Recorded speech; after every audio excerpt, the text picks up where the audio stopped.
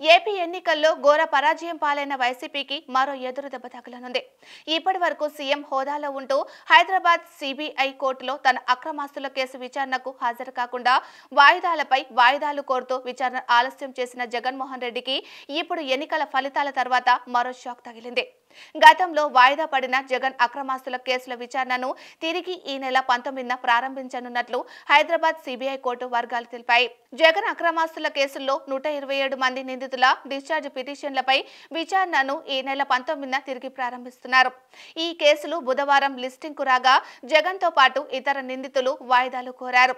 దీంతో 19న విచారణ చేయాలని హైదరాబాద్ సిబిఐ కోర్టు నిర్ణయించింది. ఇకపై ఈ కేసులో రెగ్యులర్ విచారణ జరుగుతుందని కొత్త న్యాయమూర్తి రఘురాం తెలిపారు. ఈ కేసులను 2 నెలల్లోగా పరిష్కరించాలని గతంలో సిబిఐ కోర్టును తెలంగాణ హైకోర్టు ఆదేశించిన నేపథ్యంలో ఈ పరిణామం చోటు చేసుకుంది. గతంలో సిబిఐ కోర్టు న్యాయమూర్తి బదిలీ కావడంతో డిశ్చార్జ్ పిటిషన్లపై విచారణ జరిగినా వాటిపై తీర్పు వెలువడలేదు. దీంతో 5 ఏళ్లుగా ఎంపీలు, ఎమ్మెల్యేలపై పెండింగ్ లో ఉన్న ఈ కేసులన్నీ ప్రత్యేక న్యాయస్థానం విచారణ ప్రారంభించాలని తెలంగాణ హైకోర్టు తాజాగా వేర్వేరు పిటిషన్లు ఆదేశించింది.